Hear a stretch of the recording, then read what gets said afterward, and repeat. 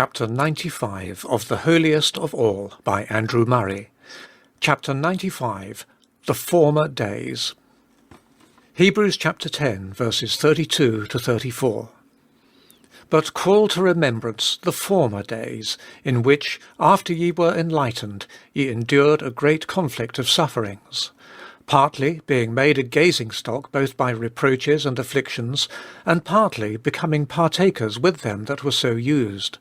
For ye both had compassion on them that were in bonds, and took joyfully the spoiling of your possessions, knowing that ye yourselves have a better possession, and an abiding one. The solemn warning now, just as was the case in chapter 6, verse 9, turns to encouragement and exhortation. As there, the Hebrews are reminded of the former days, when they were first enlightened, the time of their first love. But, in the previous instance, they were told that God was not unrighteous to forget their work and love. Here they are urged themselves not to forget what had taken place. Call to remembrance the former days. The retrospect would call up the joy with which they had once sacrificed all for the name of Jesus, would humble them in view of past backsliding and present coldness, would stir within the desire and the hope of regaining the place they once had occupied. Call to remembrance, he says, the former days, in which ye endured a great conflict of sufferings, in not only bearing reproaches and taking joyfully the spoiling of your possessions, but also in compassion towards and being partakers with others who were in bonds. It is a sad thought that a community that had so remarkably proved its faithfulness to the Lord in the midst of persecution and suffering should in a few years have gone so far back as to need the warnings that have just been given. And yet it has often been so. In some cases it happened that the persecution ceased, and the spirit of ease and of sloth, or of worldly prosperity, obtained the mastery. In others, the persecution lasted too long, and those who had appeared to forsake all succumbed to the severity and length of the trial. The Hebrews were not only an instance of such defection, but of so many other cases in which Christians, after having begun well, wax weary, fainting in their souls. They stand out as beacons to warn us of the danger the epistle so strongly urges, that the best beginning will not avail unless we endure to the end. Chapter 3, verse 14, chapter 6, verse 11, chapter 12, verse 3. They call us to remember that we need a faith and a religion that stands fast and lasts, because it has its steadfastness, as the epistle teaches, in the promise and the oath of God, in the hope within the veil, in him the surety of the covenant, who is seated on the right hand of God, the priest after the power of an endless life, the surety of an everlasting covenant. In reminding them of the past, a very remarkable expression is used to indicate what the power was that enabled them at first to endure so bravely. Ye took joyfully the spoiling of your possessions, knowing that ye yourselves have a better and abiding possession. The Christian stands between two worlds. Each offers him its goods as possessions. In unceasing conflict the two compete for mastery. The one has the advantage of being infinitely more worthy than the other, giving infinite satisfaction and lasting forever.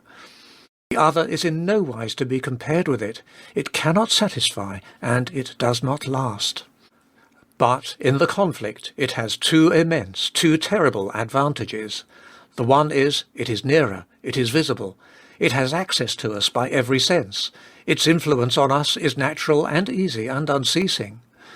The other, that our heart is prepossessed, and the spirit of the world is in it. And so it comes that the possessions of the world with the most actually win the day, even against the better and abiding possession. Ye took joyfully the spoiling of your possessions, knowing that ye have a better and abiding possession. What is this better and abiding possession? It is the love and grace of God. It is the eternal life within. It is Christ as our heart's treasure. It is a life and a character in the likeness of Christ. The old heathen moralists teach us most striking lessons as to the nobility of a man who knows that all earthly possessions are as nothing compared with the being master of himself. How much more reason the Christian has to rejoice in the good things, in the eternal realities which Christ bestows, both in the heaven above and the heart within. The world may rob you of personal liberty or earthly goods. It cannot compel you to commit sin or separate you from the living God in Christ Jesus.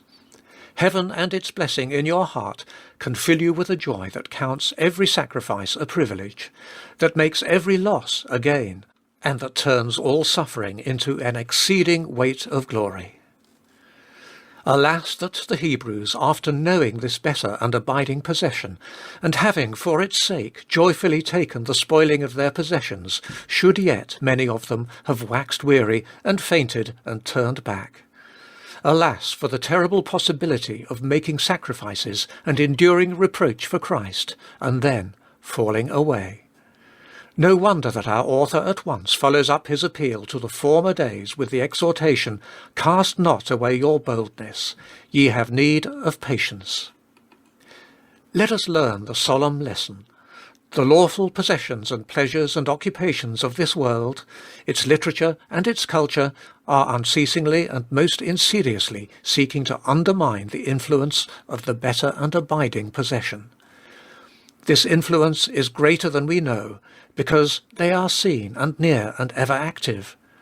Nothing can secure us against their power but a life of faith, a life in the holiest, a life in the power of Christ, the priest forever, who works all in the power of the endless life. Alone through him who abideth continually can we abide continually too, can we endure unto the end. If there be any reader who has to look back with shame and regret on his first love and his leaving it, let him listen to the call, "Remember the former days." Think of them.